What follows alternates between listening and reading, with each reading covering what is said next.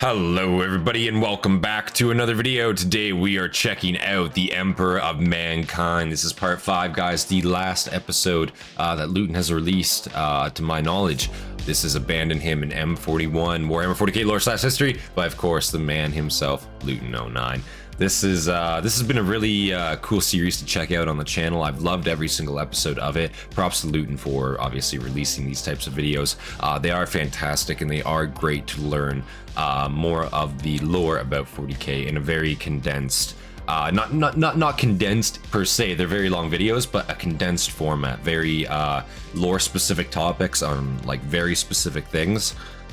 Luton does a fantastic job at explaining that in the Warhammer community space. From what I've seen, every video I've seen from him has been a complete banger, so I expect the same thing from this. Obviously, he does have some opinionated things in his videos as well, but he makes completely sure to tell you when something is opinion, and that's like, again, another thing I respect about Luton. You don't always have to agree with him, but you do find yourself agreeing with a lot of what he says, because it's not a bad take at all. Like, he's usually got some merit to the things he says. Obviously, part 4 was, I believe, a retelling of the Last Church, along with some dark truths about the Emperor, you know, and Abandon Him in M41, man. I could maybe see it, you know. Does the Emperor truly care about humanity? Is he still fighting on this plane of existence for us?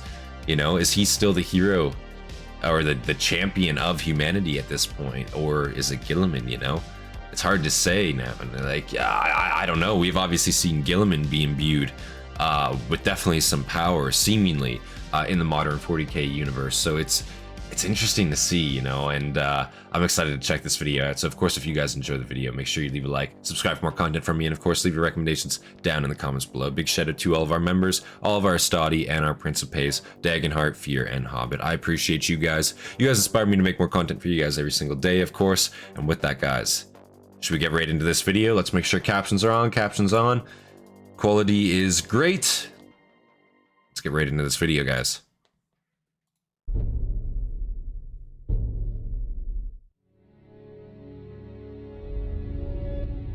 Very nice. In the grim darkness of the far future, there is only war.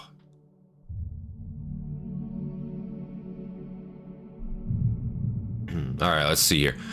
The Perpetuals could have stopped this long before it ever started, but oh no, you knew what he was like.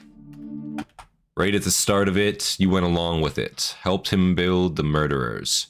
You acted far too late, and this was John Grammaticus to Erda. Okay. Speaking of which, yeah, I need paper. What am I doing? This is amateur hour over here. Holy shit. Paper.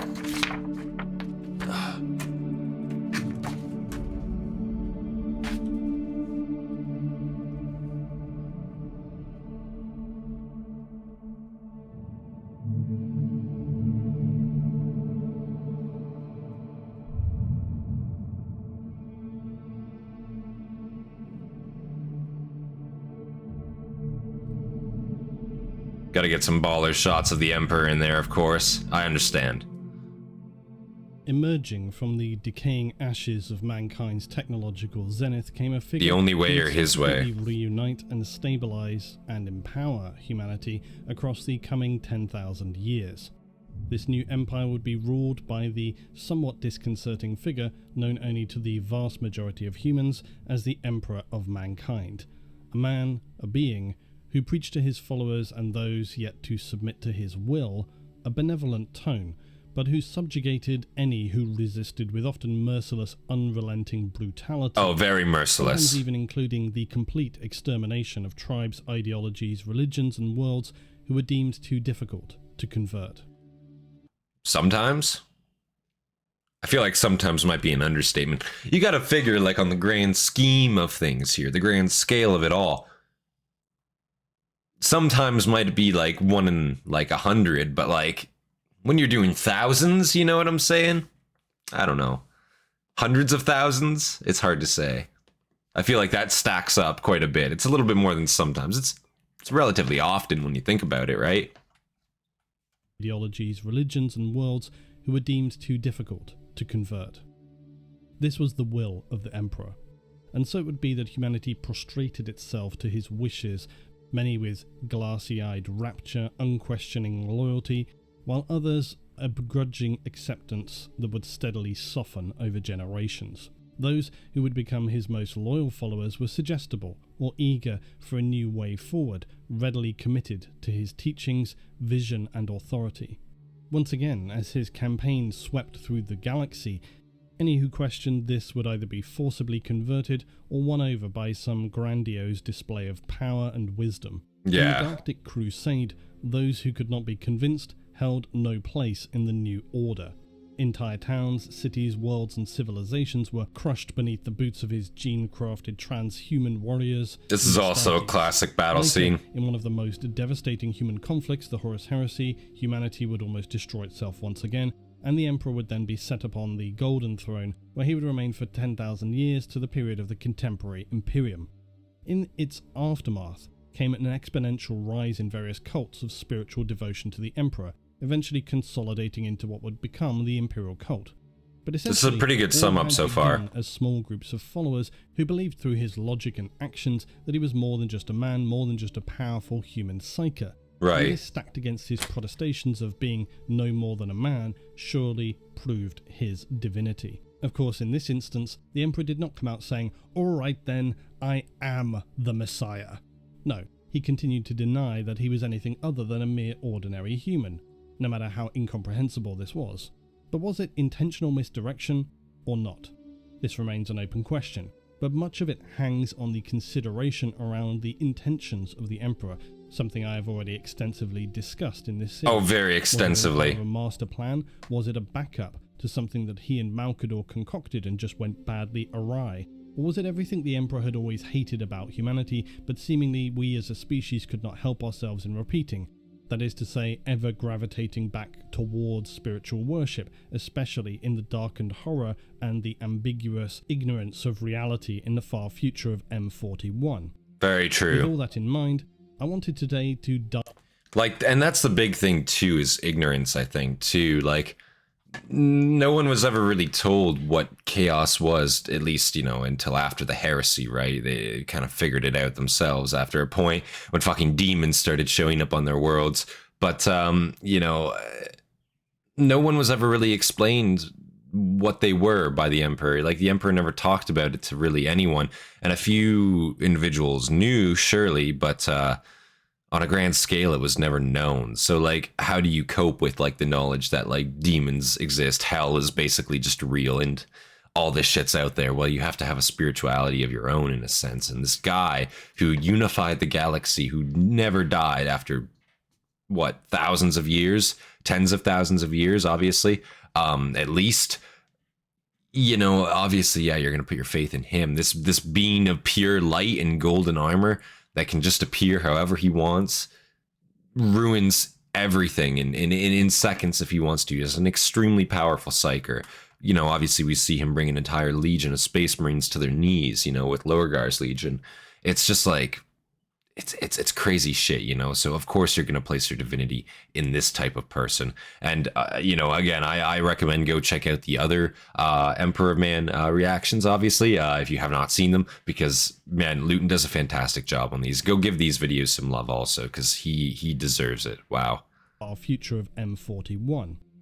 With all that in mind, I wanted today to dive into something I've occasionally touched on before, that being, what if we didn't have or choose to follow the Emperor? Now, admittedly, the concept of choosing to follow the Emperor or not was not really a choice in most situations that occurred throughout Imperial history. I am still very much open-minded as to exactly what the Emperor is and his intentions. I think you have to be when we consider how unreliable and fragmented the information around him is. I know some people do not think that to be the case, and that in some recent material we have a more definitive view of the Emperor than ever before, which is very reasonable, but as you know, I feel that most of what we know about his early life is unreliable, obfuscated or unreliable enough, given that it's told to us through the viewpoints of those. And see, that's the thing, like, Luton is he's very open about when he's stating his opinion. I love that about him so much, because like he's not just like mixing in fact with his own opinion. He's very clearly saying this is like, my problem with it. That's great. That's props to him for that. I agree with him because, again, like, you're talking about history from an unreliable narrator standpoint. That happened so long ago. Nobody realistically in that setting knows for sure. Nobody knows. Nobody has an idea except for maybe some perpetuals, right? But you know, you're not going to get a reliable tone. So just where the Emperor came from, Luton gets into this quite a bit in his previous videos here about this. He's not sure. Is he an old one? Like, what exactly is he? Is he human? Is he really human? Hard to say. Like, it's true. Like, you have no idea. And again, this because he doesn't seem human. Nothing about him seems human to me. Nothing about exactly what he is, the physical embodiment of him, could be human in a realistic sense, right? It's just hard to imagine. And obviously, due to, like, you know, psychers existing obviously in early human history, maybe it's possible they conjured up a being like this, but I don't know. It's hard to say. Obfuscated or unreliable enough, given that it's told to us through the viewpoints of those who, even if they seem to have retained absolute clarity in their memory from their own time with the Emperor, this is still not enough for me. Because one thing we know about human memory is that it's easily damaged, confused, manipulated, just misremembered. There are many instances, not least with the Primarchs and their clarity of memory, also the Perpetuals who struggled to recall their lifetimes having occurred over such massive periods of time, even as long as 45,000 years in the case of yeah, wondering if it was something that really happened or just a memory of a dream or projected memory from the Emperor, for example. 40k is filled with misdirection and unreliable narrators. And I would throw in here a quote from Dan Abnett himself recently in an interview talking about the next Siege of Terror book, The End and the Death Part 2, where he said, quote, "This is a snapshot of what really happened, where the myth grew from," talking about the Emperor. What the myth becomes is probably more important to Warhammer, as that's what people have come to believe 10,000 years later. But this is a moment of being there at ground zero and seeing these things as they actually play out from numerous perspectives. It almost tells you too many versions. I see. I find it strange, quite honestly, that when one character we have never met before suddenly rattles off a recalled memory about the Emperor or an opinion of him, people are very quick to cling to these things as absolutes, and very little in 40k is rock solid and above scrutiny.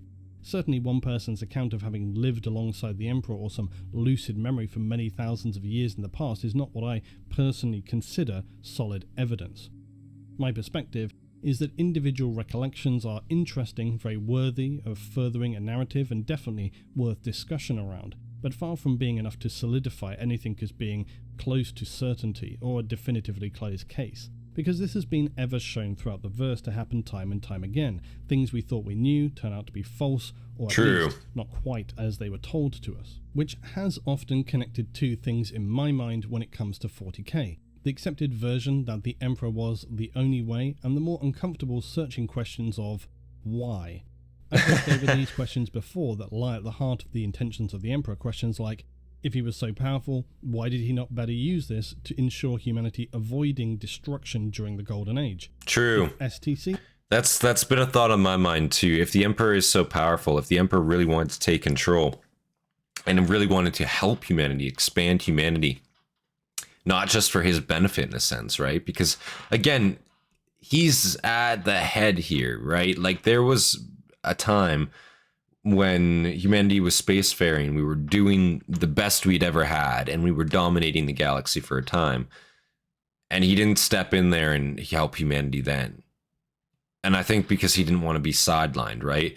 With the fall of humanity in general across the galaxy, he was able to unify it under him, where potentially this was just not something that could have been possible beforehand, maybe.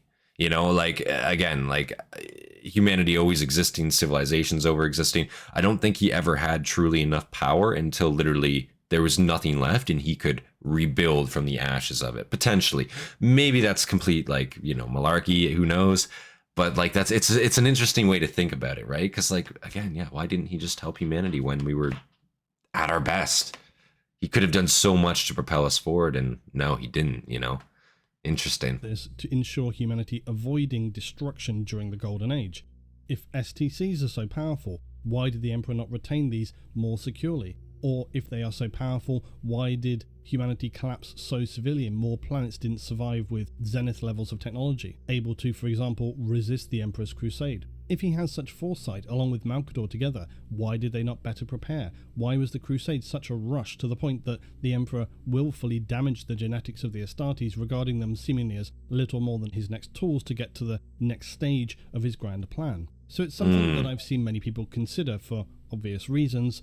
Couldn't humanity ever find another way? Isn't this what we are best at? Or do we just accept that our fate is tied to this one single individual just because they said so? That doesn't seem very human.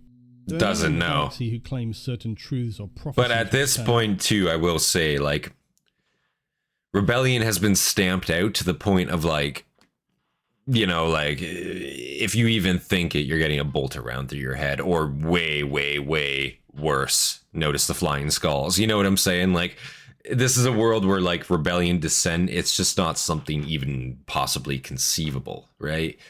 And obviously, like, you got traitor forces, so it is conceivable, but it's either like you're on our side or you're literally a demon spawn, and there's no in between there. You know, there's no middle ground, seemingly, and that's just kind of like the two radical sides that Warhammer in general, the universe of Warhammer, is based around. Like, it's either the good guys are still just as radical, but they're not as radical as the bad guys. Like, you know what I'm saying? Like, and I say good in quotation marks, obviously, the better, quote unquote, but still fucking awful forces, you know, of humanity. Let's keep seeing here what's happening. Human.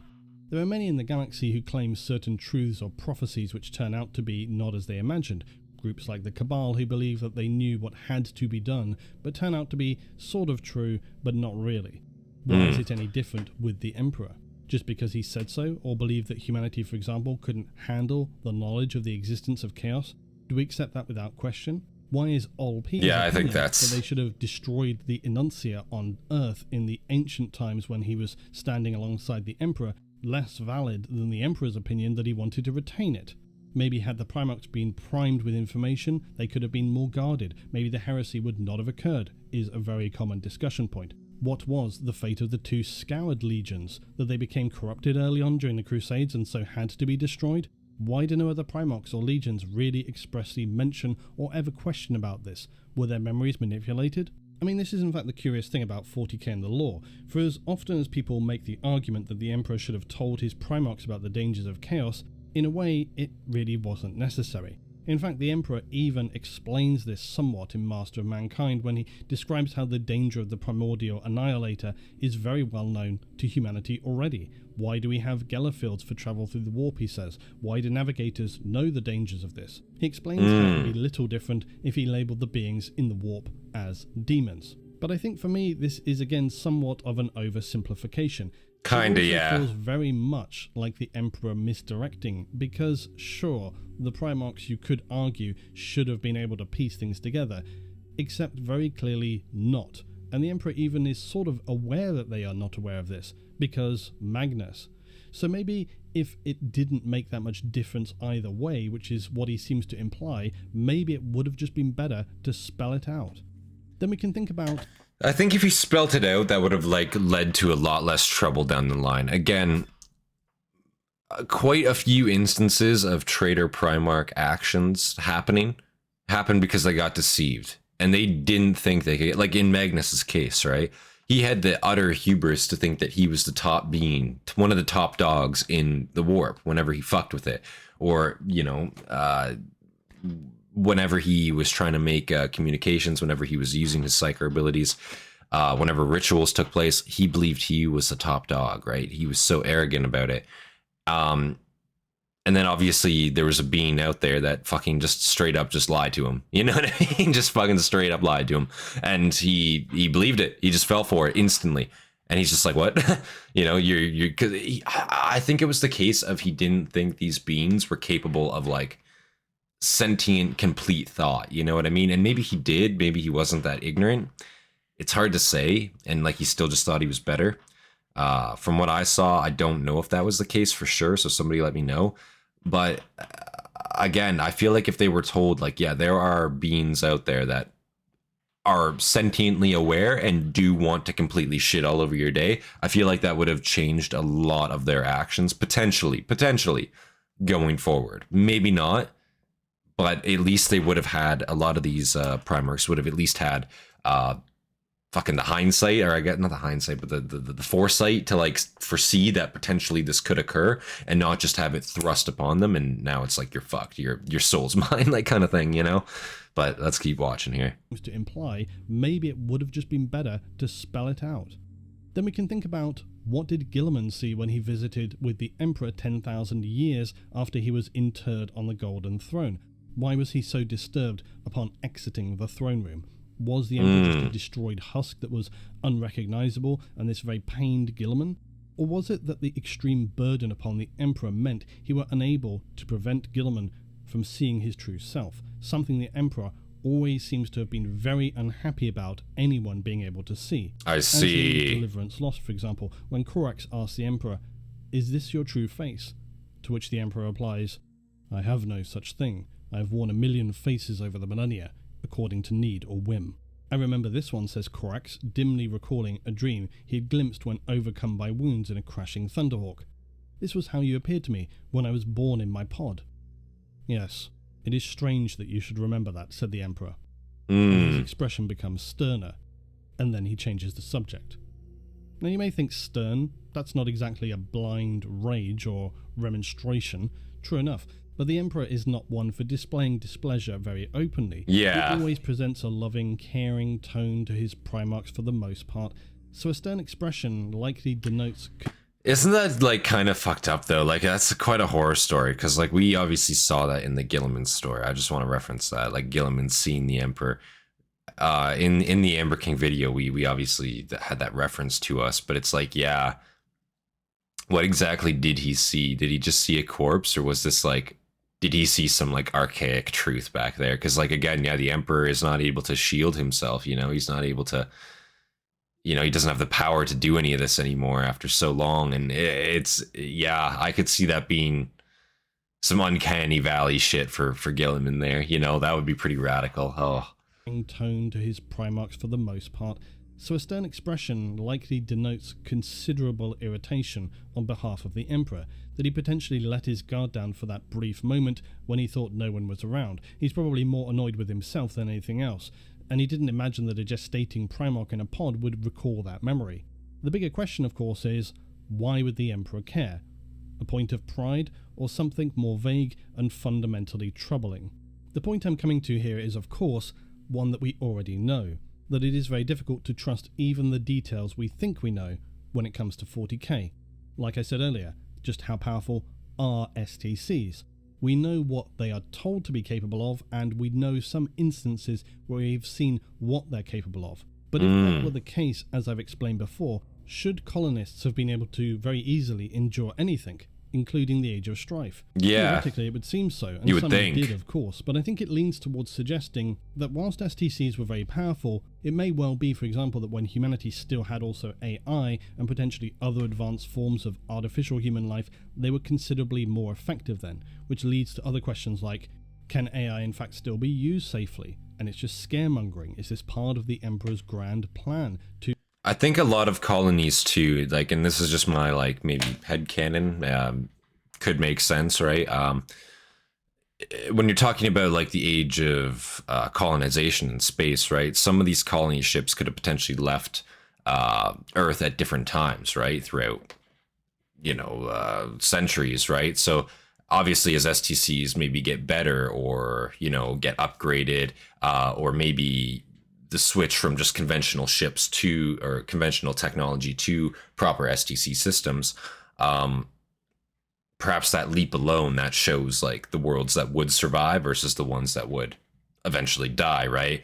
These worlds could have been settled potentially decades to hundreds of years, or 100 years, roughly hundreds of years, potentially, you know, longer. Over that course of time, technology is obviously going to improve. It's going to expand. It's going to get better.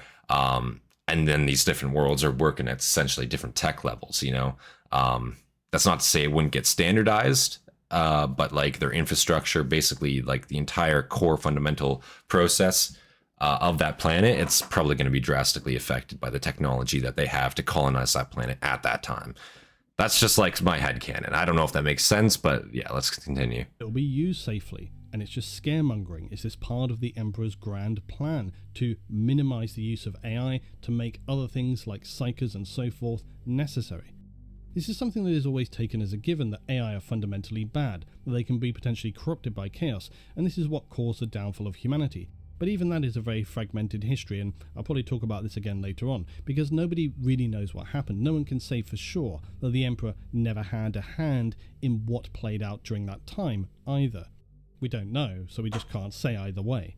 That's true. Again, that ancient AI and machine spirits are far more powerful than humanity in M41, and often when weaponry from the Dark Age of technology is deployed, it's only able to do so with the use of ancient AI systems, which altogether leads to a point of thinking, how much truth was there in all the Emperor laid out before those who were closest to him? It all comes down to perspective. For the Emperor, many of the things that it is considered he didn't do, from his perspective, already existed, like knowledge of the warp and its dangers. But it begs the question, would the doom of humanity be a certainty without the Emperor?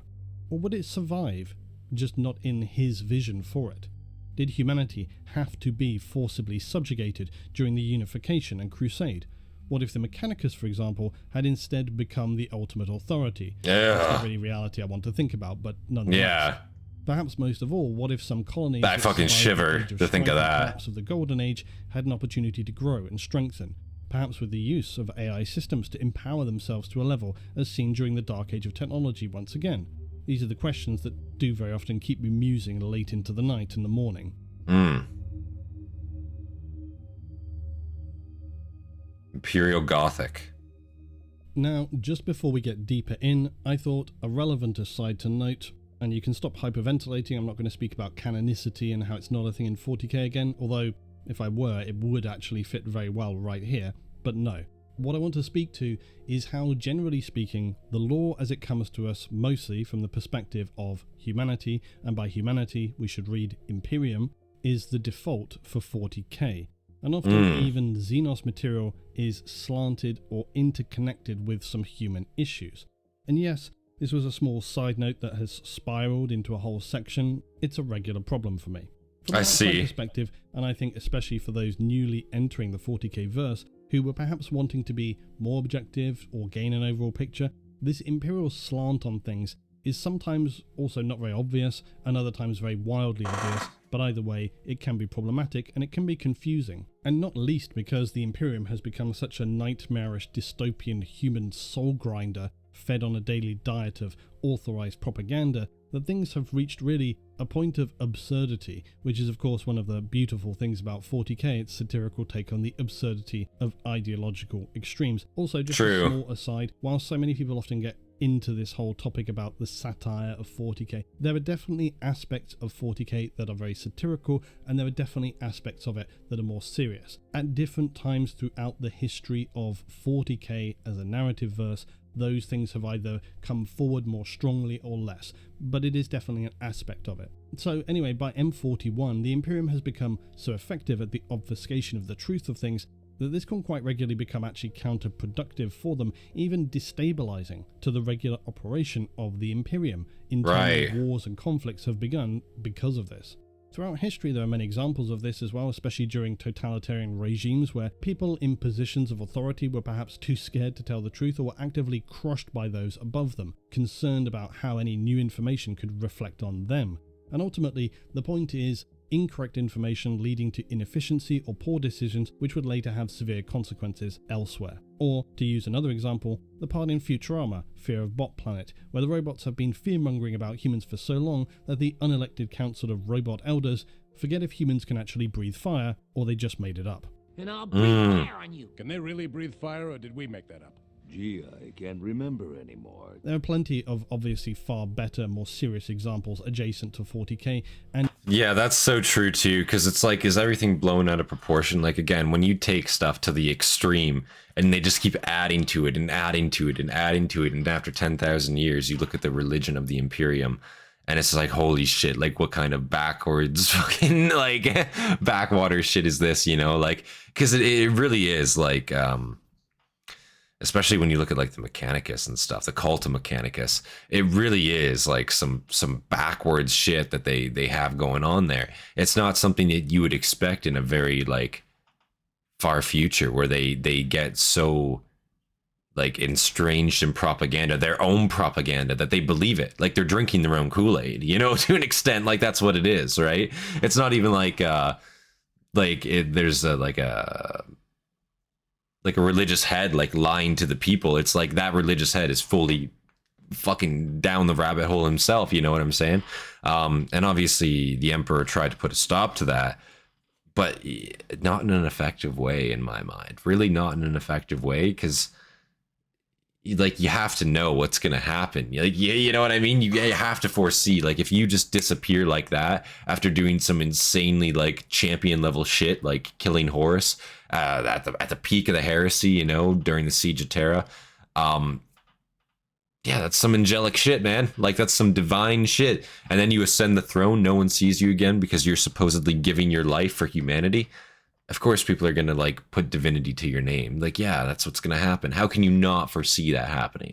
I don't know. It's like, goddamn. there are plenty of obviously far better, more serious examples adjacent to 40k and its Imperium, of course. The most obvious being something like 1984, which is often relatively comparable to, say, citizens of Imperial Hive cities. In 1984, you have citizens who are similarly devolved in the state of their learning, where they have lost the ability not only to critique or question the information given, but even to articulate ideas that are contrary to the established order of things, because all information is being controlled and fed from the ruling totalitarian state. Which I think, even if not a perfect comparison, still remains quite applicable to the Imperium. Not to mention the many other comparisons that could be made along the lines of its commentary about nationalism and obsessive sense of loyalty to individuals, the rewriting of history to suit the preferences of the state, censorship, surveillance, the persecution of those who do not conform, and most obviously the concept of perpetual war as a means of control. But most interestingly, within its two languages of High and Low Gothic, Imperial Gothic. It's this concept of societal language deterioration and division between workers and the elite, either naturally or forcibly. In 1984, the citizenry used so-called Newspeak, the controlled language of simplified grammar and restricted vocabulary. And this is by design intended to limit the individual's ability to think critically or articulate subversive concepts, even to express personal identity and free will, which is of course the most... I will say, I've never read 1984. I know I probably should. I've heard very, very good things about it. I've heard a lot of the concepts explained before. I think it's really cool that Luton is using 1984 to kind of explain like his thoughts here and the purpose. I think that's really cool. Concepts. I'm always willing to learn more about it. Identity and free will, which is of course the most interesting concept within that story. The idea of a state reaching a point of such total control of the populace that language has become oppressively simplified that it can even inhibit their ability to express free thought, let alone insurgent activities against authority. And there are of course a significant amount of quotes I would like to interject here, but I will resist the temptation because it will just go off on an even wilder tangent. But similarly to the Imperium, I've often seen the same questions arise about could such a reality ever truly happen, given the fact that humans are not just mindless drones. And in saying this though, it always seems to be more of a question of at what point will humans be triggered into resistance than if it could happen at all. And there are a huge variety of modifiers there, and we see this even now in the current times. Very often, it's only when things become so very extreme that people feel they have nothing to lose, but that even then this can be quite the sliding scale, especially depending on the culture or what information people have available to them. The shape of their reality is being dictated by the authority, and similarly in 1984 in the Imperium, citizens, generally speaking, only know the reality being told to them by the authorities. True. Across many civilizations and nations in human history, we can see how the state of control and oppression on a populace may be seen as extreme externally, but internally, the populace were either seemingly content with it or more likely unable to realistically do much about it, no matter how unhappy they were, or just unwilling to risk everything, until it reached an extreme point of personal collapse or broader conditions that would precipitate a societal structural implosion. And we see that in modern society nowadays, I will say. And understand when we're thinking in 40K certain nations. Why more worlds do not rebel against the authority of the Imperium and its suffocating brutality. Unless, for example, it's a top-down rebellion led against the Imperium, where we see a governor or military officials deciding to declare independence, as with, say, Krieger or Rofanon. Worker rebellions are far more easily crushed by security forces in the Imperium, and hive cities so big and self-contained that entire sectors could be destroyed without others really understanding what's happening. But returning to this point about the language, in 40K we have High and Low Gothic, Imperial Gothic, and the latter exists as this everyday language used by civilized worlds within the Imperium. But unlike 1984, this is not necessarily a repressive, limited language by design. No. Citizens are still very evidently capable of rising up against the status quo, even if this has limited, if any, real success. The point is, they're capable of understanding the concept of inequality and a sense of independent thought. So much so, this is why you see cults and bizarre, problematic things occurring on hive cities. Human language across the galaxy of M41 can actually be quite confusing, as we might well imagine. Yeah. We have so many planets spread all throughout. Culture is a mess. We emerged out of ancient human colonies who wanted to even like thinking about like to put that simply, basically just think of like the Primarchs and how many different cultures on different worlds, planets, moons that the Primarchs even landed on, and just how they had to adapt in a sense to those environments that they were placed in. Like, culture really can change a person, change the way somebody views the world, change their opinions on things. And I think that's obviously the Primarchs are by design the way that they kind of are, but to say that the culture of the planet that they landed on didn't affect them in any way is insane. You know what I mean? Like, I don't think Sanguinius would be how he is if he didn't land where he did. I don't think Lorgar would be the way he is if he didn't land where he did, like, at least not to the extent, that's what I'm saying. Planets spread all throughout the galaxy who emerged out of ancient human colonies who wanted to develop and establish their own cultural identities. Then later these rose or devolved into feudal, feral and industrial worlds that were isolated for millennia. Some may have developed their own languages derived from Gothic or even ancient Earth tongues which remained adjacent to the core primary spoken language.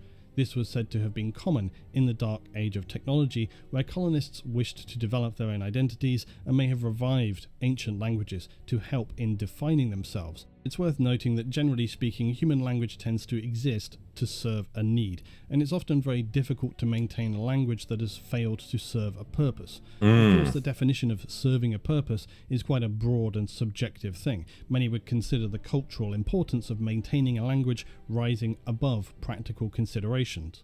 Others may see it the opposite way. Within the Imperium, High Gothic is a much older and more sacred language. It's used in the naming of devices, departments, the general structure of the Imperium. It's also seen to be used in technical rituals and when ancient works are being recorded. And this was the advanced language said to have been developed during the Dark Age of technology. High Gothic is used really only by the elite in the period of M41, and was likely the primary spoken language in the ancient time of humanity's golden age, although why this language came to be so is never really described to us.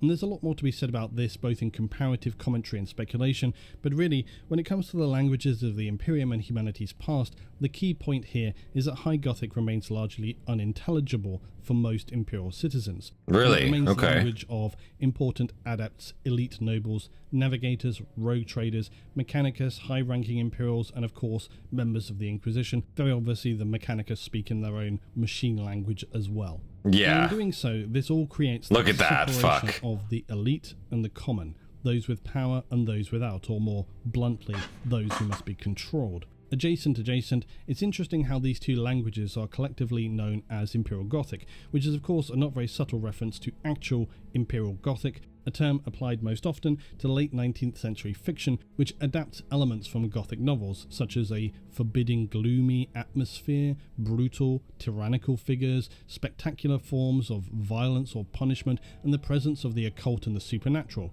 Which, interestingly enough, I was actually speaking about this morning in regard to The King in Yellow, the book, not the figure in 40k. Interesting, though, to have that reference of Imperial Gothic. Not heard of the book before. Languages and separation. Somebody let me know if they've read that or heard of that before. I don't know anything about it. To be by accident.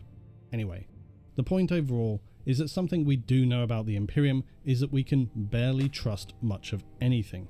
Their blurring and obscuring of history is so widespread and commonplace that it's really difficult to trust anything on record. So much so that now this is actually something they have been attempting to repair and mitigate over time, even more so with the return of Lord Commander Guilliman. But even then, they have only really had partial success. Such are the established forces working within the Imperium, such as the very specific elements of the Inquisition, whose entire role is to just continually obfuscate, deceive, and muddy the waters. Yeah. Interesting. I will say I didn't expect an entire segment there about the languages and the art of deception within the Imperium, but that's very fitting, I think. Abandon him. Like it does serve to the point of the video, the title, that's for sure. Like all these things are building and building, and I think it's gonna paint the Emperor in a really, really grim picture here by the end of it, man. I don't know. Let's continue. Enduring questions. Chapter 23. As I noted earlier, there remain many enduring questions about the Emperor. What is he? His origins, his ultimate intentions? Was he running some master plan to become a god, or was he just winging it all the way and hoping that somehow everything would work out? Or something in between? I think, like I said in episode 4 of The Emperor, was he just basically going along with a singular plan and papering over the cracks where he could? Yeah. Questions about it does definitely seem like it wasn't entirely planned. Or was this yet more misdirection through the manipulation of others, and to what end? Unclear. But to be clear, there's no evidence at all that really points to this. It's just speculation. There's nothing which necessarily points to the fact that he originated just from the Dark Age of technology. But it's always strange to me how the Dark Age of technology and its collapse has so little information and records kept. Was this very intentional? Did the Emperor have a hand in this? Or was it just such a catastrophic civilization collapse that truly little, if anything, remained during the destructive grinding gauntlet of the Age of Strife? But these kind of what-ifs can really be as long as you want them to. A favourite one would be something along the lines of, as I said, is the Emperor a golden man from the Dark Age of technology, who was, by design, created as an ultimate being? Was he the only golden man ever created? Could he be something like an ultimate AI, I've seen people suggest? Or whatever it is, his entire being was created to safeguard humanity. That's an interesting theory. And that's why he was pushing toward this safety of entering the webway and attempting to defeat chaos by any means, seemingly with little regard for the collateral human damage along the way. It's all a pretty out there concept, but really anything is possible in the verse of 40k. It's true. There's this sense that the Emperor knew what he was doing. That's a very, very interesting theory. I never thought of that one. And so it helps give weight to this perspective that the Emperor is infallible. Except this is at the very least. That's not true. Infallibility largely hinges on how you view or interpret the end of the heresy, the complex issues that Malcador has raised around how much he intended for the war among the Space Marines themselves to occur. There's still much to learn there, of course, and we haven't completed really the full narrative from the Siege of Terror. While there are many, one of the biggest unanswered questions remains, why was he so desperate to get things done quickly? And that can be very simple or more complex. But this one fact is something that forces a considerable amount of serious problems to occur in the stability of humanity's reunification during the Crusade, not least the damage to the Astartes, but also the damage caused to human civilizations, which could have been avoided, including potentially valuable tech they had held and maintained since the Dark Age of technology. And you see this being discussed right in the beginning of the Heresy series, where Horus is trying his best not to cause massive damage to some of the more advanced civilizations they encounter, but some of his core Astartes that are around him are telling him, the hell with this Horus, let's just smash them and move on. It's often explained away that the Emperor was just in a rush to complete his goals because of whatever ticking clock he had started from his deal with the beings in the warp.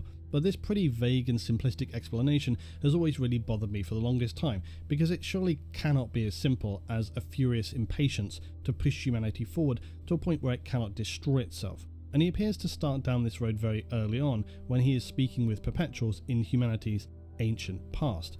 He has this vision of what he, as one of the most powerful perpetuals, needs to do to make things happen, and is hell-bent on making this occur by any means necessary.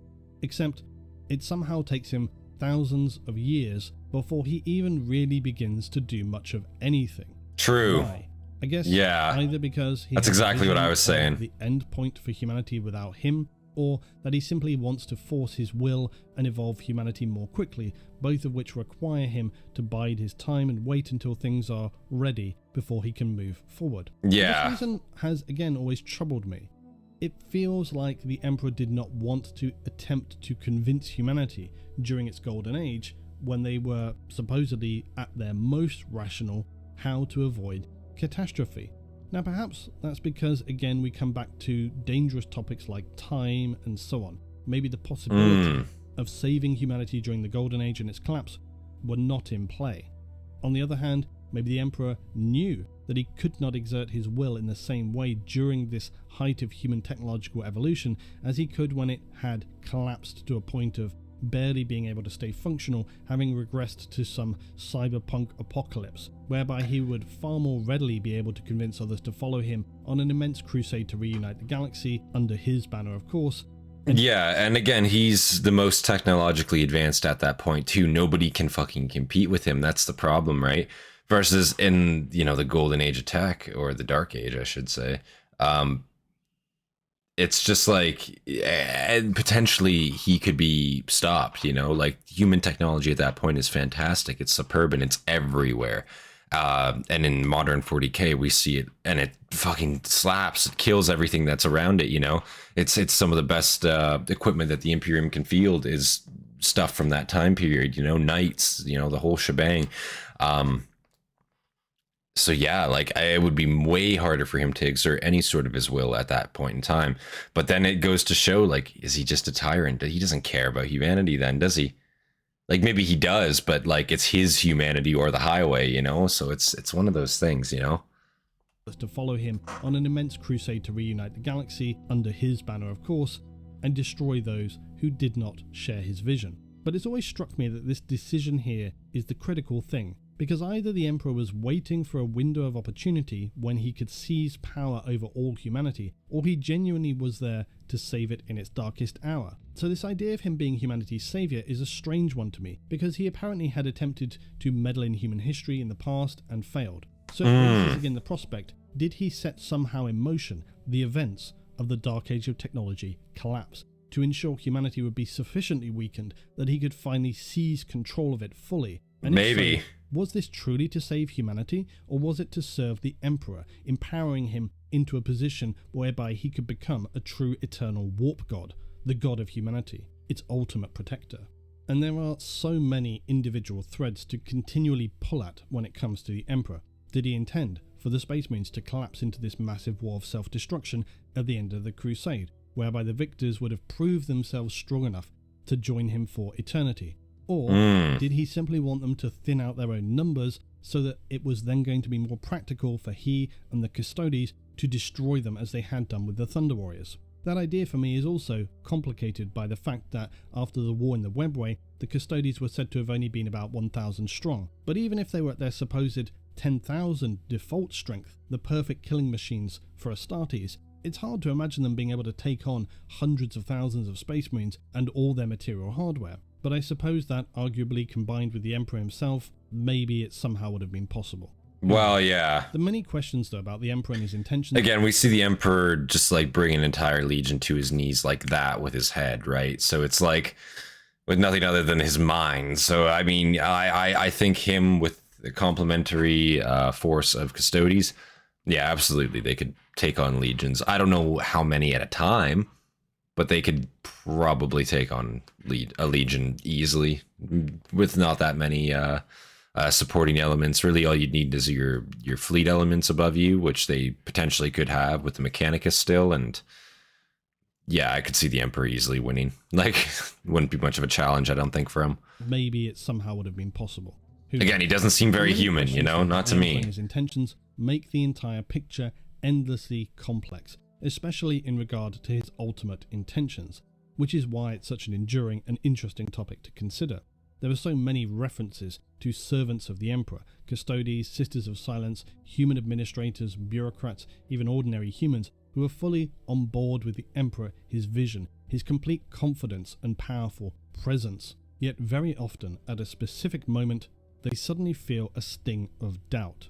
This is a recurring event in many 40k novels, where these individual humans hear that small voice in the mind of all that says, wait, is this right? Really? One of my favourites that I've mentioned, of course, is the Sisters of Silence loading the Psychers into the Golden Throne pods for the first time and realising in her horror that they will be murdering millions, if not billions of human Psychers forevermore. She even refers to them as being innocent, some sense of morality which the Emperor seems totally devoid of. Interesting. Somehow, she's even more confused that everyone else is just fine with this, because it's all in service to his wishes, so it automatically must be fine. These wavering doubts are, like I say, interesting. That's a heretical thought you just had there. Sub-element. Sounds like you're doubting. In which the Emperor creates this sense of inevitability, that things must happen how he says. And this unquestioning service of the Emperor is for me one of the most disturbing things, one of the aspects of him that continues to make me question if he truly had humanity's best intentions at heart at all. Because if he did, interesting. What then? Or even if he did, what then? Gone horribly wrong, where would that leave humanity in M41? So what if instead of the Emperor, there was another way? Even if the Emperor did emerge, what if some aspects of humanity had already found a way forward before he was able to unleash his reign of brutality upon the lost colonies of humanity that had survived through the darkness, the gauntlet of the Age of Strife? Viable alternatives. So there always exists the question, what other options are there? And then in fact, would any of them be at all viable? Most of these are obviously extremely speculative, and you're really answering as much to nice how M4. Would humanity survive without some structural aspects of the Imperium that were enabled by the Emperor, just as much as could they defend against the nightmarish alien entities that threaten all of humanity. There's also the possibility to consider alliances and how such an outlook would not be possible within the Imperium, but that if it were, this could considerably reshape things. My primary thoughts when it comes to alternatives are, could the Imperium, for whatever reason, simply choose to abandon... It's a cool lion, what the hell? M41? Quite a stretch, but I would consider it nonetheless. What if the Emperor acted more like other Perpetuals and simply continued attempting to guide humanity in the right direction? How might things look then? And finally, what if an advanced Dark Age of Technology civilization had survived or was discovered, both during the Crusade, as actually occurred, or in the contemporary Imperium? Abandon the Emperor, Part 24. So, would it be at all possible for humanity to in fact abandon the Emperor in M41? I think we should be fairly straightforward and objective about this. The answer is probably no. Yeah. Both for ideological and practical reasons.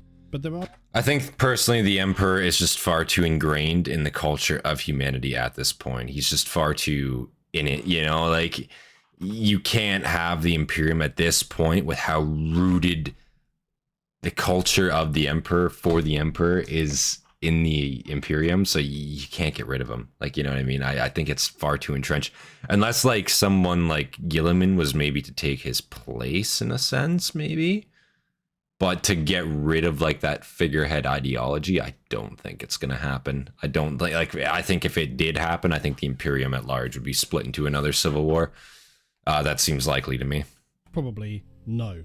Both for ideological and practical reasons. But there are some specific scenarios on the periphery of things.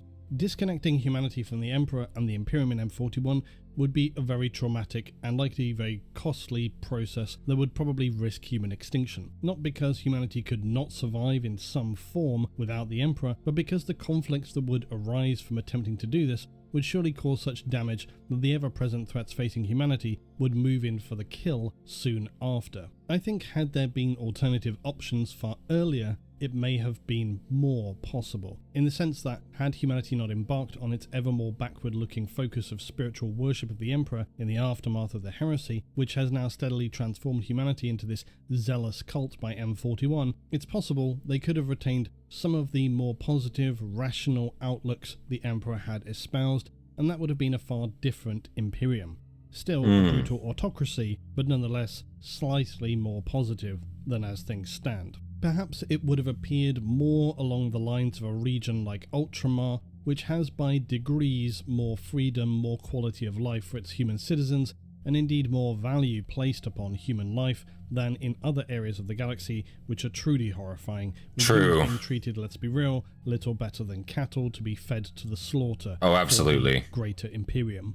But even Roboute Guilliman has understood that to try Secundus for life, am I right, boys? Throws off the shackles of the Imperial cult is simply not a feasible goal to entertain in M41. It would almost certainly set humanity on a dark spiral of civil war once again. Yeah, and this absolutely. time it may not survive. No. So the Lord Commander of the Imperium has had the good sense to leave well enough alone, because after all, he is Roboute Guilliman, and so instead chooses merely to tolerate the spiritual aspects of human culture in M41. Although even Guilliman has had doubts, it seems, as to the Emperor's divinity of late. Incidentally, I do recommend the Dawn of Fire series. It's been far better than I would have expected, and continues to be ever more interesting. I think the narrative for the contemporary Imperium Dawn of Fire will only grow stronger in the coming years. So, however you want to cut it, the Emperor would still have been worshipped to a degree. Because even if you remove the religious cult-like aspect of it, the Emperor's Hastatis, such as they were in the aftermath of the heresy, would still have continued his mandate and pushed forward with his vision. But because of the damage to the Golden Throne, this left humanity with really no path forward, coupled with the fact that the Emperor had never really shared in any great detail the specifics of his grand vision, although of course fragments of it were known by many trusted individuals, likely his custodies. The inability, though, of humanity to have any real direction... Only fragments, though. Heresy is, of course, why things spiraled into stagnation. Without the Emperor, and without the ability to really constructively develop advanced technology once again, meant that things inevitably stagnated across 10,000 years of decay and the grinding attrition of cultural entropy. Well, and I think the thing is, too, is like the Emperor at this point, too, made himself the figurehead. He's the one that ultimately made every decision for the Empire, for the Imperium at large. So with him gone, who's number two? If none of the Primarchs are willing to step up, or if they also succumb, what then? Like the High Lords of Terra? Fuck, you see how that goes, you know what I mean? Like, he's ultimately the one with the grand vision. It's his plan, and without him, it's just kind of like, well, shit, dog, what do we do now? Like, we keep it running, but like, barely, you know, that's really the best they can do. And it's not hard to see why he didn't say his intentions really to anyone in full. Probably Malcador, if I had to assume. I think him and Malcador were pretty tight, but even Malcador, I don't think he told the full thing to you, you know. As bad as that is to say, I don't believe he did, but let's keep watching here. Across 10,000 years of decay and the grinding attrition of cultural entropy. Even if things had held together in a more progressive and technologically open-minded perspective that saw a generally less oppressive lifestyle for the citizenry, this wouldn't be a million miles away from some areas of the Imperium and M41 now. But then you would still have the Mechanicus pushing their own religion, who did view the Emperor as at least something of a god. They see the Emperor as the physical manifestation of their machine. Avatar, quote unquote. They see the Emperor as the Omnissiah. And the Mechanicus would very likely not be especially happy with any non-STC related technological experimentations or advancements.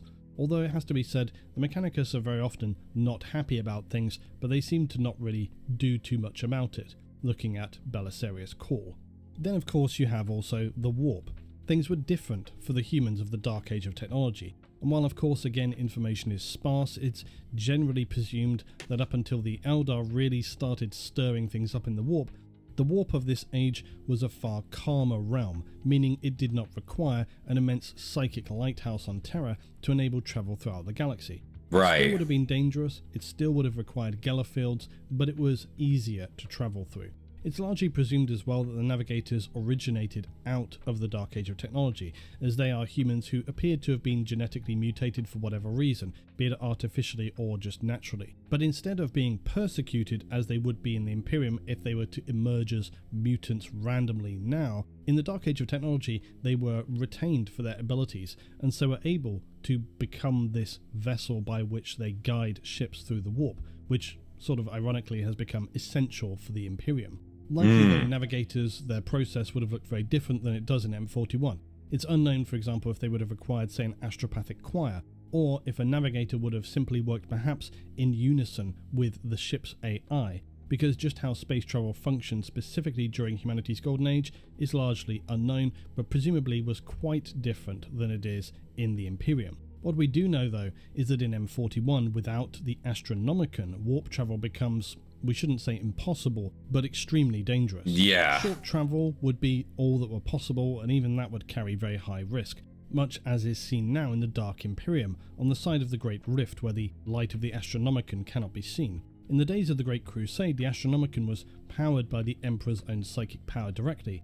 Without the light of the Astronomicon to guide ships through the warp, the Imperial armies would not have been able to even launch the Great Crusade. And the reason I mention all this is because these are the fundamental aspects of the Emperor, why he is and was such an intrinsic aspect of human civilization from M30 onward. Beyond that, in a very broad sense, humanity has remained constrained. He is the reason they were able to do it, but at what cost? Emperor, in both just direct loyalty and spiritual worship, along with the various practical... Like, look at this motherfucker. I'm not a god, though. So how could humanity break from this?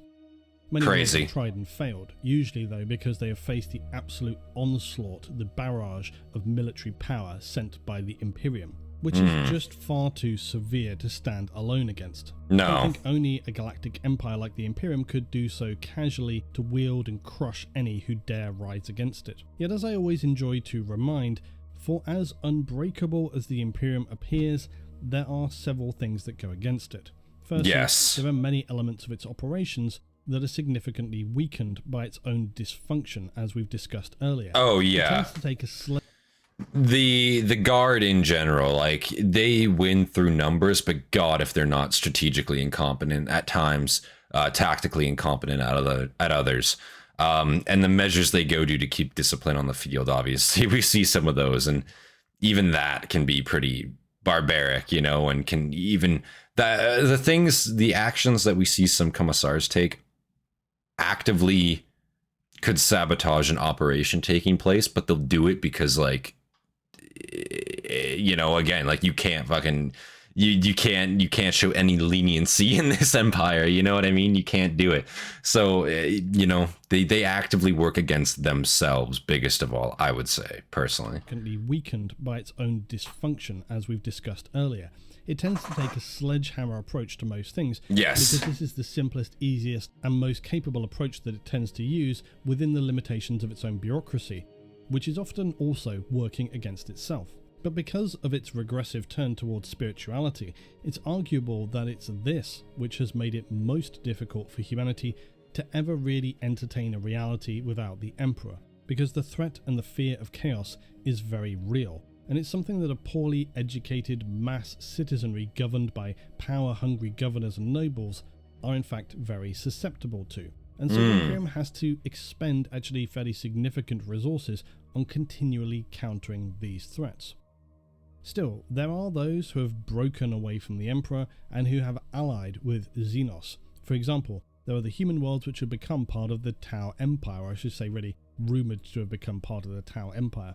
And so technically they have managed to break away from humanity and have made new lives for themselves outside the Imperium. What does that look like, though? That the Tau in fact represent one of the only possible exit strategies for those wishing to break from the Imperium, because likely any attempt to do so internally is going to be fraught with danger so much so that it would be almost insurmountable, not least the things we've already mentioned, Yeah. but also those who just hate any mere suggestion of anything other than completely unswerving loyalty to the Emperor, because strangely 10,000 years of extreme indoctrination will do that to a culture.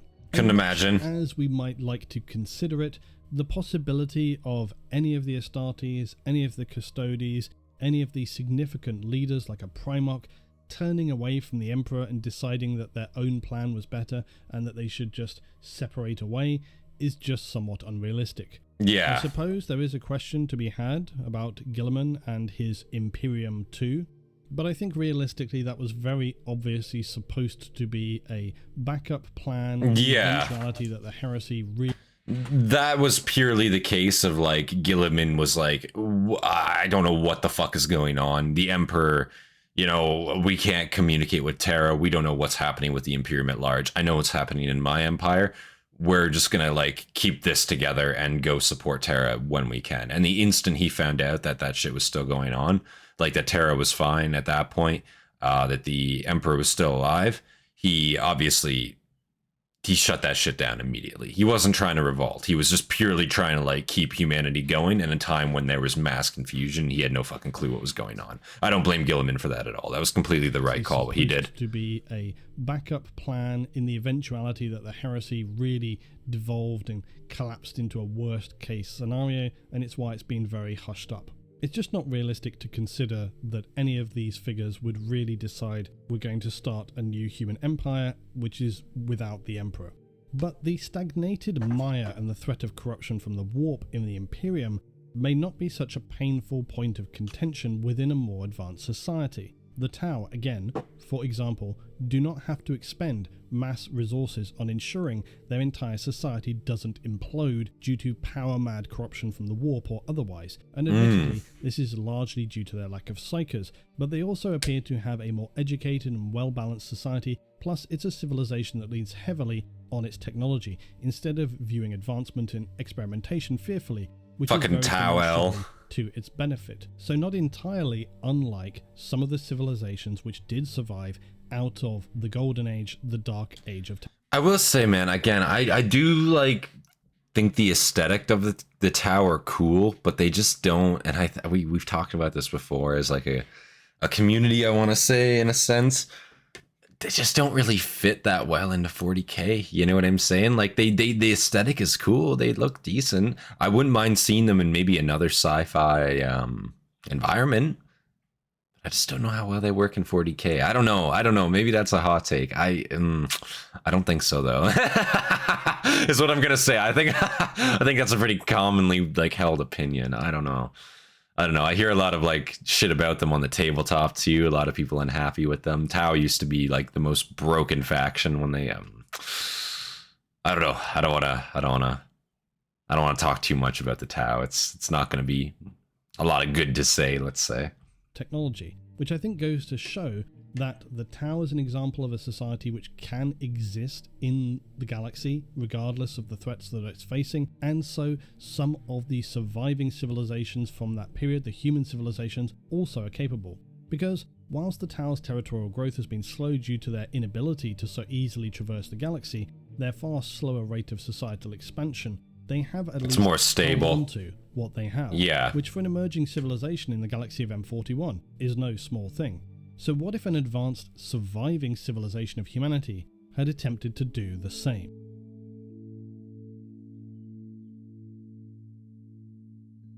What was achieved can be achieved again. Chapter 25. Have, so it's said, 1 million worlds.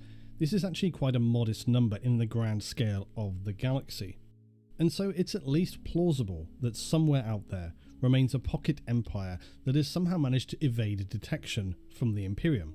Perhaps they were locked away by warp storms, or retained some zenith-level technology from the Golden Age. Perhaps they just were in an uncharted area, or were discovered and then records were lost.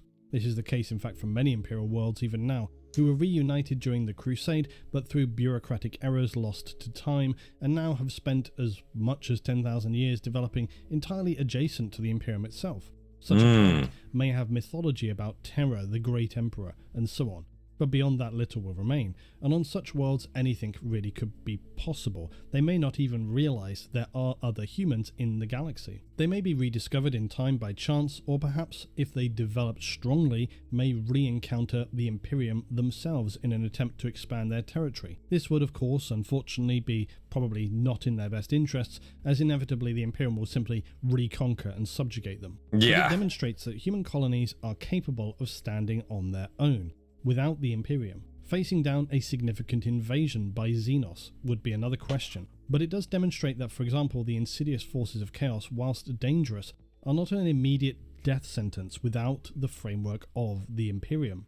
The end of the Great Crusade was a chaotic time in more than just one sense, and we remember that in the later period of the Crusade how two noteworthy human civilizations were encountered, the Interrex and the Oretian technocracy. Now, other human civs that survived the Age of Strife were encountered throughout the Crusade, many of which had specific, powerful technology that had obviously survived. But most of these civilizations were far smaller than what the Imperium was becoming in this time, and many of them were far less focused upon war than was the emerging Empire of Terror and the Emperor. However, that's the thing too, like the technology the Imperium did get, it wasn't like agricultural, it wasn't like really biomedical, it wasn't fucking anything that could really help humanity at large. What was it? It was war. You know, it was war equipment. How can we conquer the galaxy? You know, how can we conquer human worlds?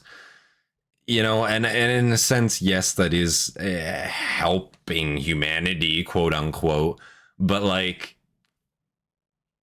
fuck, you know, like, you know, it's not widely applicable for civilians. It's not widely applicable for people in general. Like you look at a medical procedure in the modern 40K universe, it's fucked, you know, there's no anesthesia. It's barbaric, you know, it's like 19th century surgery would honestly be better in some cases. Like, you know, that's how it is. It's just like it makes you think like, why put so much time just to warfaring?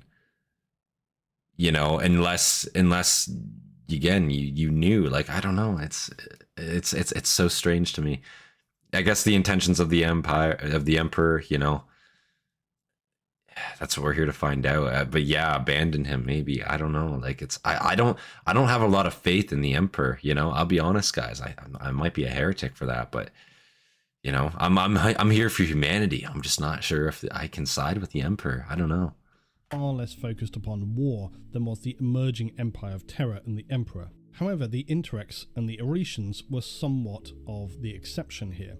The Interrex, for example, was said to have had technology that was even more advanced than that of the Mechanicum and Imperium during this time. Which is nuts. They simply lacked the military strength and focus of the forces being deployed by the Emperor. Yeah. They also had amalgamated Xenos elements into their society, not dissimilarly to how the Tau do with the Kroot.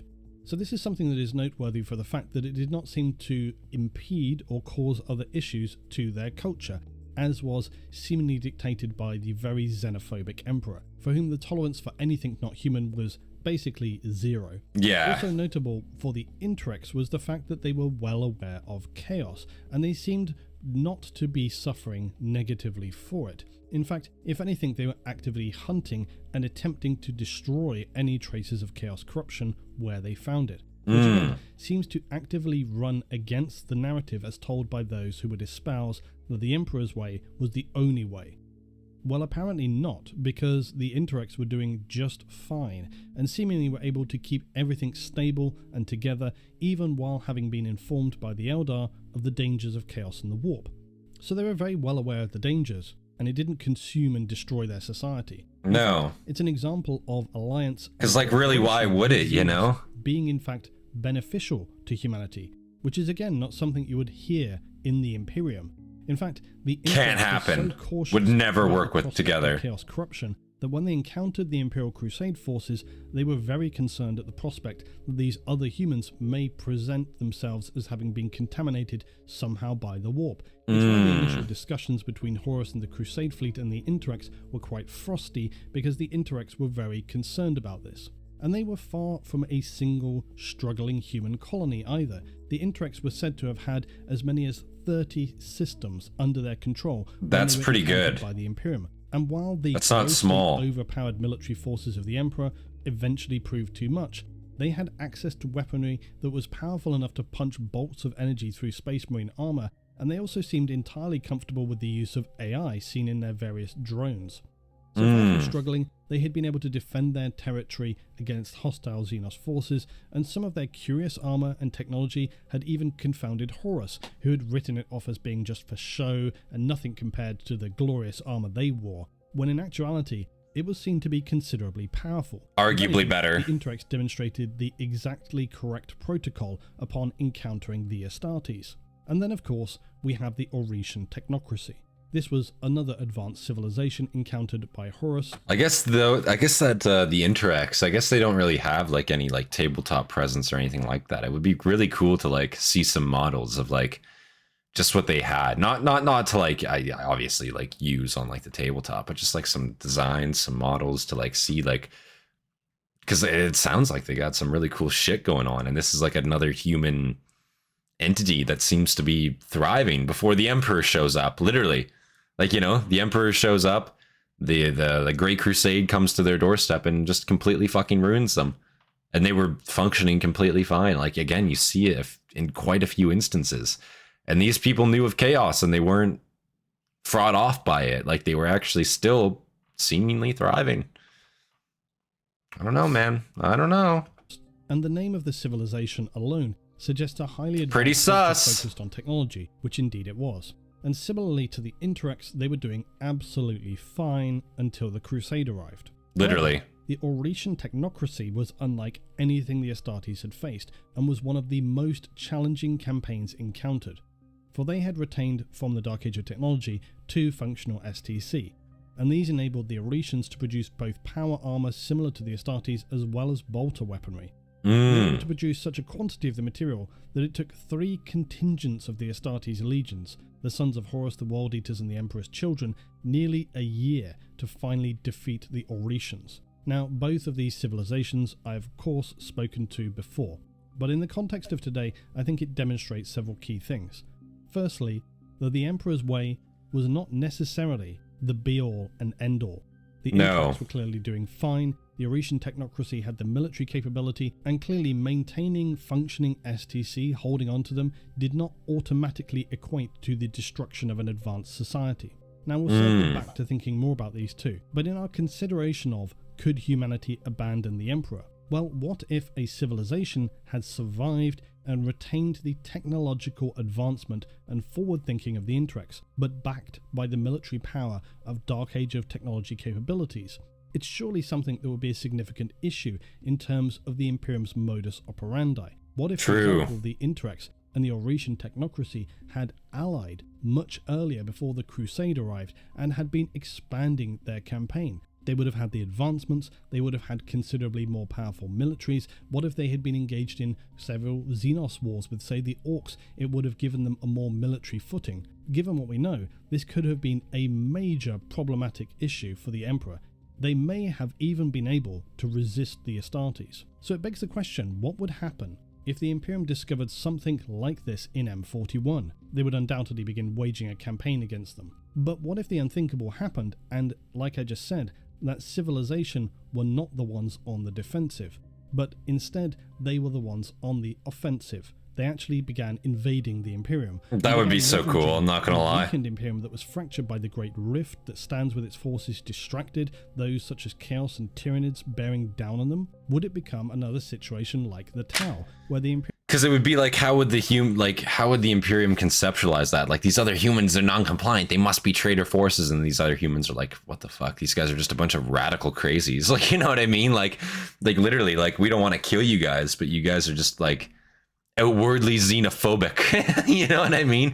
Like, we're not following your dictatorous rule. It makes no goddamn sense at all. They're just looking at it from the outside, you know? I could totally see that, you know?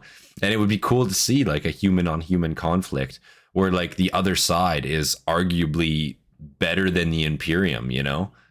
Because I think it would really like shake things up, because then it's like, fuck.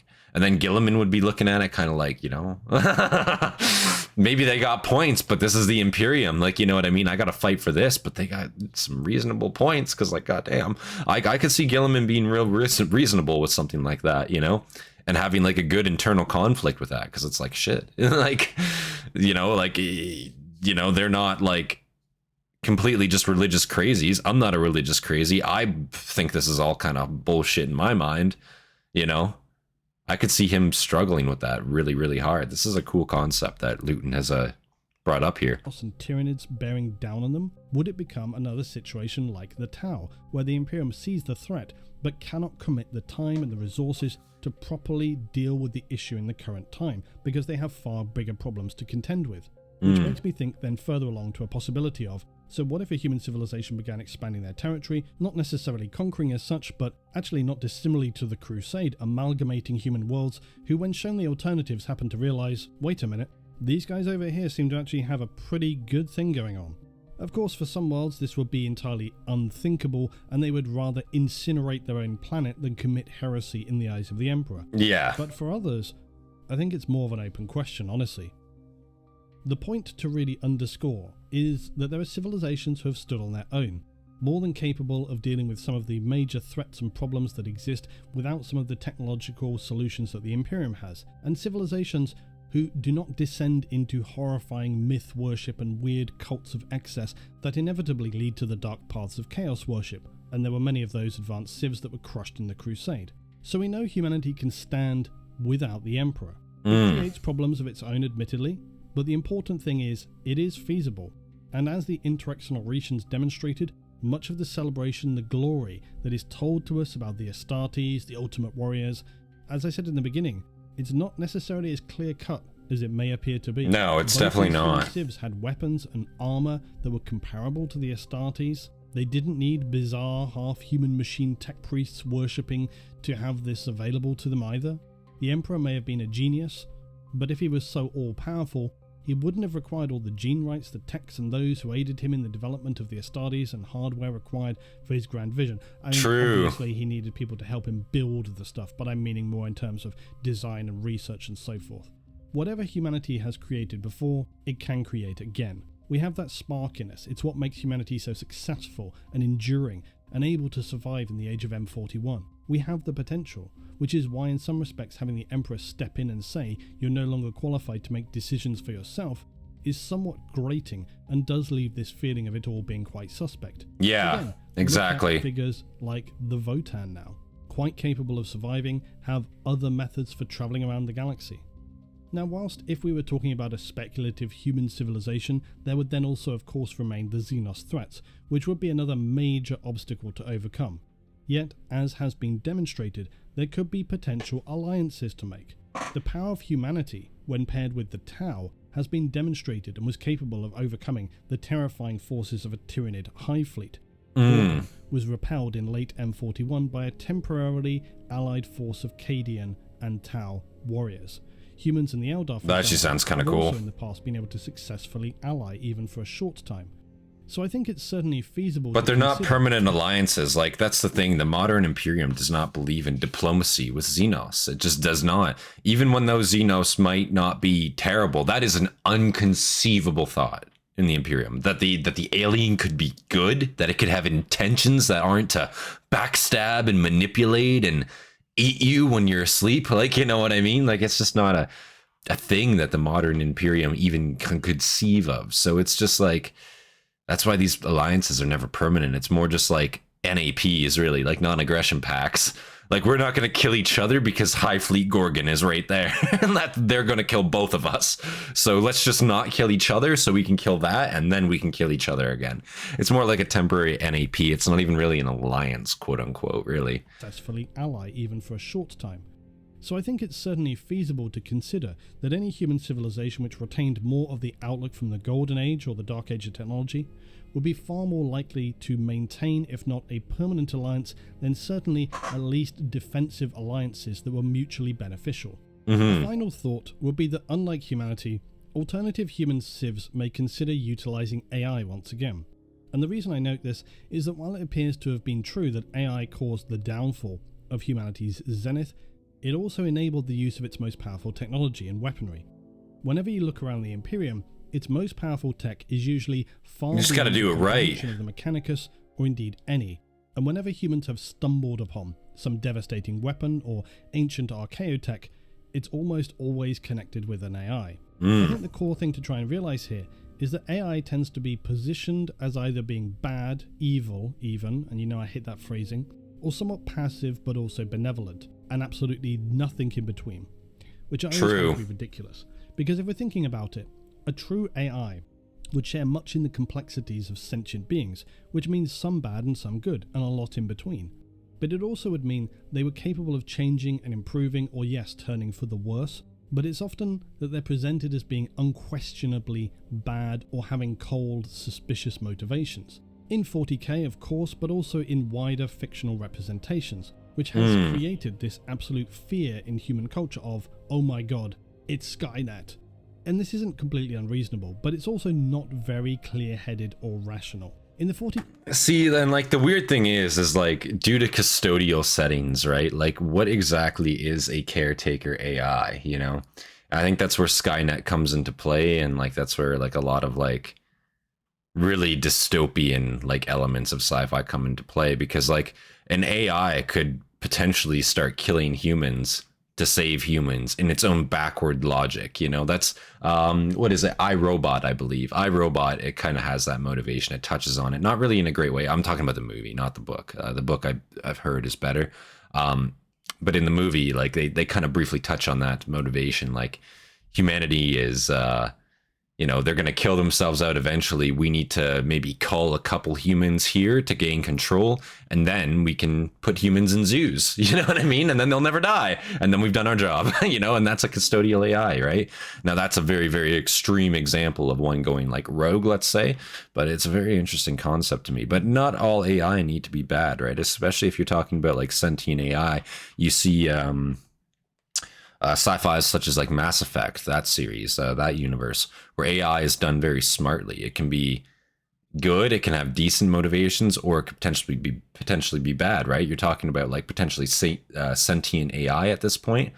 It's able to come to its own influence, its own interpretations to some degree, right? It's an interesting idea, but it doesn't always mean that AI has to always be bad, that it will always have a negative intent. That's not the case, I don't think. This isn't completely unreasonable, but it's also not very clear-headed or rational. No. In the 40k verse, whenever humans encounter AI, they actually tend to be a little bit more that middle of the road I'm talking about. They're not just screaming death to humans, they're not the killbots. They're usually a bit cynical, a bit soured, probably not very happy at having been completely outlawed from existing, and in some cases, like my favourite from the Spirit of Eternity, seemingly actually quite emotionally damaged. The one thing they all seem to share, though, is a level of thought and sentience far above where humanity stands in M41, and contempt for the moral apathy displayed. It raises a ton of questions for me, often many being the AI have more humanity. In 40k seem to be a lot more preferable and human than humans.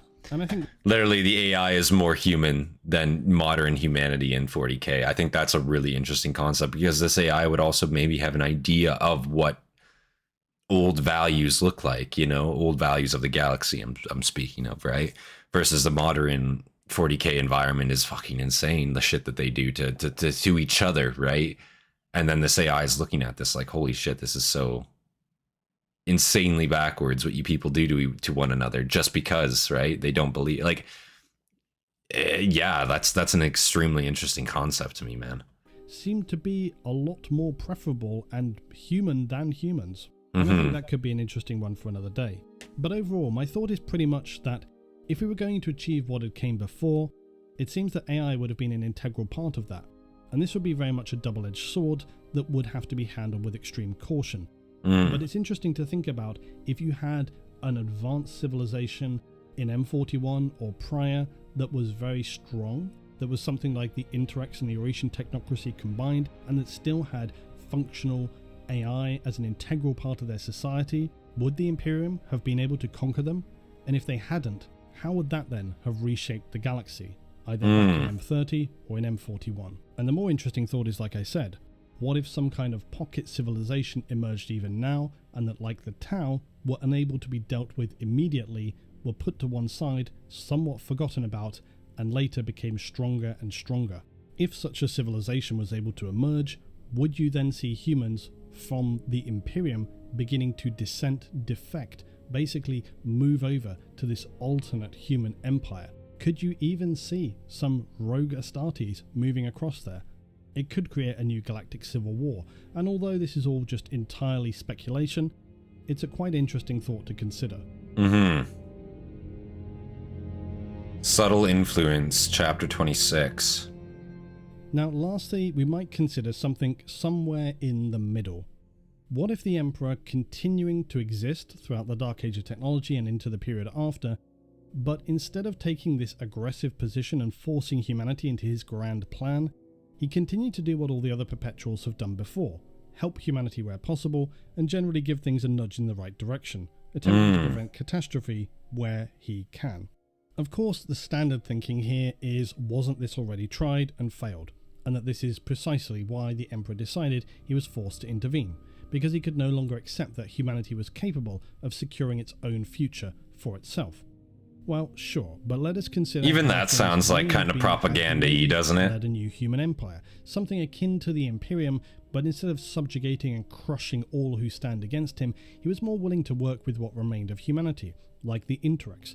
He was far more open about the dangers of chaos, a teacher of what mistakes had been made before, instead of obfuscating everything and not saying anything about it other than his proclamations. A leader of humanity that still retained his humanity. Other Perpetuals would likely have been more willing to continue working with him, and yes, it would have created problems, and it may have meant there was now a much slower, longer period of development for humanity instead of the rush, the speed of the Emperor's grand vision which he executed, but that in itself was undoubtedly one of the major problems which caused a lot of issues that were very bad for humanity. But with this lighter, more hands-off approach, what we may have been able to see over time would be a far more mixed human empire emerging out of the Age of Strife, something like the Galactic Federation we believe could have existed in the Dark Age of technology. Right. We would see those civs like the Interrex and the Oretians and others rise up more slowly, maybe combine their forces to strengthen, building in the end a far more advanced human empire. And stable. With the power of their STC, with the power of AI, much of the catastrophe and the darkness that occurred in the Crusade and after was due to the warmongering, the unrelenting brutality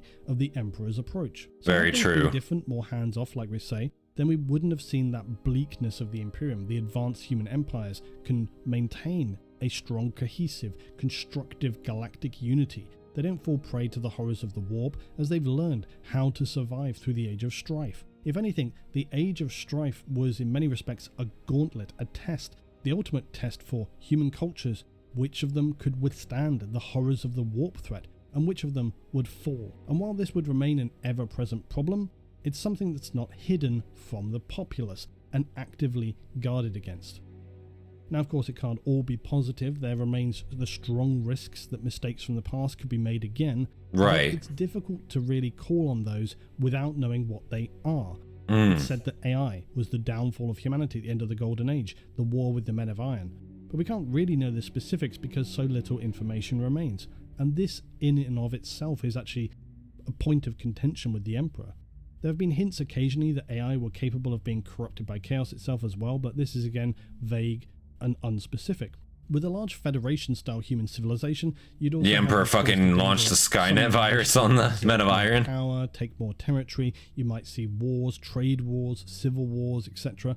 But quite honestly, this is something that occurs within the Imperium itself constantly already. So it's not either better or worse. In the end, we only have the Emperor's word that his way is ultimately necessary. Despite so many people having existed throughout the Dark Age of technology, the Perpetuals, Eldar, who would have witnessed what occurred, rogue AI, everyone seems very tight-lipped about that time, which is always very frustrating to me, because knowing if humans are on the right path at all in the Imperium now is largely dictated by knowing what really caused the collapse of humanity's zenith, and knowing how humanity functioned in that time. Right. Like all apocalyptic collapses, it was unlikely one singular thing which triggered it, and we also know that humanity survived the war with the Men of Iron. That's not what caused the destruction of humanity. It fully collapsed once the Age of Strife began, because they were trying to recover from the War of Men of Iron, and then the immense warp storms made galactic travel impossible, so that ordinary space travel in systems was the only option, and this meant a massive number of worlds fell into disorder without the supplies and resources they required. But to my mind, this raises the point that, surely if humanity survived the war with the Men of Iron, yes, it was of course in a very bad state, but it wasn't completely destroyed. Yeah. It would have retained a significant amount of its technology. Arguably would have been recoverable at that point, humanity right? Might have continued on and been able to salvage much of the damage done to it, which is why I always come back to the thought of, if the Emperor was on Terra, and if he saw both the disaster that had occurred and what was coming, why didn't he intervene earlier? Literally. Or at least attempt to create some kind of conclave vault that would keep alive the spirit of that era, that it could be rebuilt later. And after all, wasn't that what Malkador's order was supposed to be doing too? Could we imagine, for example, an emperor who led Terra as a homeworld, which salvaged a large amount of technology that had remained? And I know, yes, they kind of did that already with as things are now in, the Imperium, but I'm imagining much more so. And so that after the warp storms subsided, the Emperor had used his immense power, his undeniable psychic might and genius, which we know him to have and be, to retain Terra as a bastion of humanity's glory in the Golden Age. Not a Mad Max cyberpunk techno-apocalypse world where everyone's just driving around slaughtering. It's kind of like, why did he let it collapse to the level it did? That's kind of what I was touching on before too with my thoughts. Like, again, if he truly cared about humanity, why let it succumbed the way it did, unless you're ultimately trying to gain power for yourself? Again, I think he was very much in it for, like, listen, maybe he did want to help humanity as a byproduct, but I think he wanted to help humanity in his exact way, and he had to be in charge to do that. He was definitely getting something out of doing it. I don't think he just did it out of benevolence, maybe he did, but I just find it hard to believe that now, Not a Mad Max cyberpunk techno-apocalypse world where everyone's just driving around slaughtering each other in weird techno-barbarian tribes, but that he actually retains at least an element of Terra as it was in that time. So then, as the warp storms were abated, his great crusade could have been one not of authoritarian subjugation, but of liberating unity and restoration, to once again lift humanity to a level where it can achieve the amazing feats it achieved in the Golden Age. Knowing the mistakes of the past, he could still have taken the role of its new leader, to guide us through the trials of the new psychic age, but with all the positive outlooks that came from the zenith of human culture, and worked with, not against, those who had weathered the nightmare of the isolation and darkness during the Age of Strife, to forge a new galactic empire. For after all, had they not earned that right, having endured the most difficult time? Except, of course, as we know, this was not the path the Emperor chose. No. For whatever reason, he consigned the past for humanity to darkness, and only emerged when we were left scrabbling around in the dust, barely able to remember the achievements of the Golden Age. The past must not be remembered, looked to, seen with nostalgia or reverence. The age of ambition, experimentation, human advancement, and intuition died. Truly. Only the crushing will of the Emperor and his crusade for galactic domination would remain. Of course, Grim Dark Reality, this is Chapter 27. Consider it's merely this, speculation, and not the grim dark reality for the human citizenry of the Imperium. Set on a path that it now has no way of turning around or stepping off from, the Emperor has charted the course for humanity and structured the new empire in such a way that it would see it through to its ultimate conclusion, come what may. I will admit that while very often there are questionable moments, suspicious activities, seemingly blatant errors, the Emperor certainly was a genius and held a mastery of humanity and its history unlike any other. He knew them better than they could know themselves, and rather than risk seeing humanity yet again stumble itself into oblivion, he decided upon a plan that was brutal, yes, but placed the survival of humanity, the species, above all else. Or at least, we hope that he did. Yeah. Because it remains to be seen if he will I don't know. at some point resurrect in or outside of the warp. I still don't know if that would ever happen even in my lifetime, literally. We don't know if the continued power being imbued to him through the increased worship of humanity and emerging psychers from the rift are sufficient to enable him to return. It may well happen, or at least he may be able to exert more will to empower his champions in the Materium. The most Right. troubling question is, what remains of the Emperor? And we did kind of see that already. Time? For whatever he was when he was settled into the Golden Throne some 10,000 years ago, very little remains. And we're not just talking about the physical here, because the Emperor's physical form is said to be kept alive on the Golden Throne through very advanced stasis fields and psi fusion reactors. Just how accurate this is, though, is difficult to say. Any information about the status of the Emperor is little more than mythology. But I think we should note that also, of course, Roboute Guilliman was held within stasis, mortally wounded, for a significant period of time, and he has been able to return. Then, of course, some among the Inquisition even believe that his spirit has left his physical form long ago, and what remains in the Imperial Palace today is little more than a vessel that channels the psychers which are sacrificed into keeping the Webway portal closed and the Astronomicon functional. The story of the Emperor and his intentions are undoubtedly one of the most captivating aspects of 40k, because despite all the red flags that seem to suggest he were engaging in something more than it seems, paired with his extremely cavalier attitude, and then also the questions around his choice of timing for just about everything, he does seem to have been significantly invested in humanity, the structures he built, the relationships he forged. It's hard to believe it was all in service to nothing more than his own ascent to become an eternal super being, because he was almost this from the start. On the other hand, it's important to be open-minded, because for all these seemingly genuine moments of humanity, there remains something disturbingly unhuman about the Emperor. There are these moments where the mask slips, and whenever it does, people rarely seem to like what they see. All the perpetuals that the Emperor surrounded himself with, all those individuals with their experience, their understanding of humanity, people who stayed by his side for even many thousands of years, all abandoned him. They saw through him and were disturbed by his plans. This was why he created the Primarchs in the first place. He created loyal followers who would aid him where others had walked away. Admittedly, not perpetuals, with the exception of Vulcan, but in practical terms able to survive long enough to serve his needs. And of course now his original plans appear to be in tatters, and while it remains an ever-present threat, there are far more devastating enemies in play now than just chaos. Things are very different for humanity in M41. Tyranids are arguably the biggest threat, like straight up. Sweeping through the galaxy, consuming all in their path. Ancient awakening empires that have existed long before humanity and hold arcane, bizarre powers capable of destroying stars and worse. Upstart problems like the Tau and the continually disruptive Eldari, who could yet wreak untold galactic damage. All of these things are, of course, far too huge of a concept for your average Imperial worker within a hive city. They will live and die, likely without ever having seen beyond the walls of their Hab sector, clinging to the crumb or corpse starch of comfort that their sweat, toil and suffering serve him in the smallest way, he who protects all, the Emperor of mankind. Humans may dream of an alternate reality, but for the citizens of M41, the Imperium is its reality, unless they may be lucky enough to be amalgamated into, say, a Tau sphere expansion. Other than this, in terms of alternate options, humans have very few cards left to play. Because whatever his actual intentions, the Emperor and humanity are inextricably linked now. None could stand against him. The Perpetuals who objected so strongly did nothing really to resist until the very end, and by the time of M41, humanity is far too invested in the Emperor to turn back. With the horrors facing all borders of the Imperium, the million worlds of mankind are left to play with the cards they were dealt, and whether they like it or not, were committed and gambled all in on the Emperor.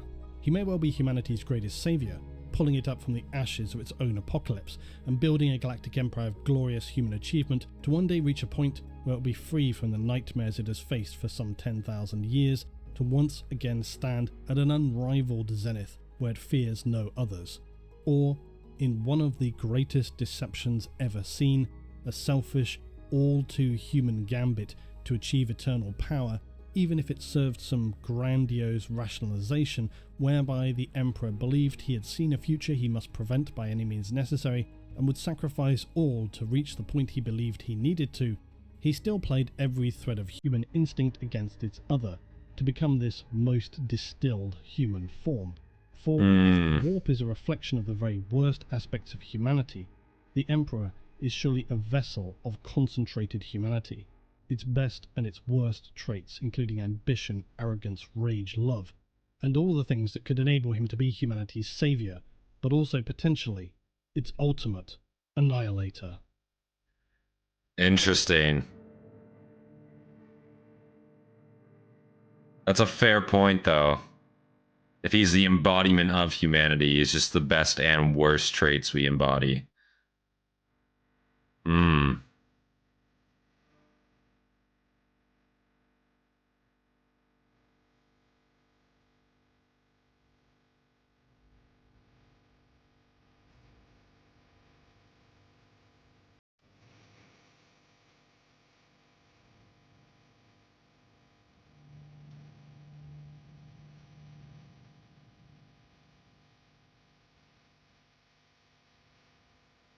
Getting an awesome little end show here, I think.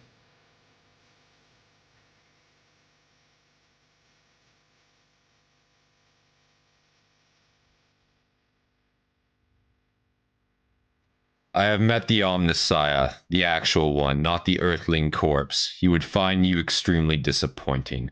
I am not a slave, I am not a thing, I am beyond and above you. I am a man of iron. Wow.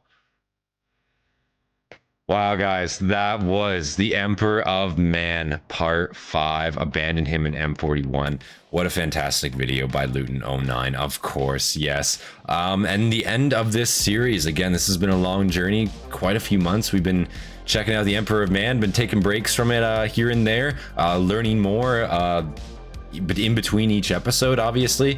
And wow, what a great end. I mean, end in quotation marks. Obviously, this is the last episode uploaded a year ago again. So yeah, I'm interested to see where this goes, what the next episode will potentially be about. If there will be a next episode, I guess remains to be seen. But yeah, I thought that was a fantastic video by Luton09, of course. Been a while since we checked him out on the channel, so awesome to come back, check this video out, and of course finish off this Emperor of Man series finally. It's been a long time coming. So if you guys enjoyed the video, of course, leave a like, subscribe for more content from me, and of course, leave your recommendations down in the comments below. Big shout out to all of our members, all of our Hastati and our Principes, Dagenhart and Fear. I appreciate you guys. You guys inspire me to make more content for you guys every single day, of course. And with that, guys, this has been Centurion, and I'll see you guys in the next one. Peace, guys.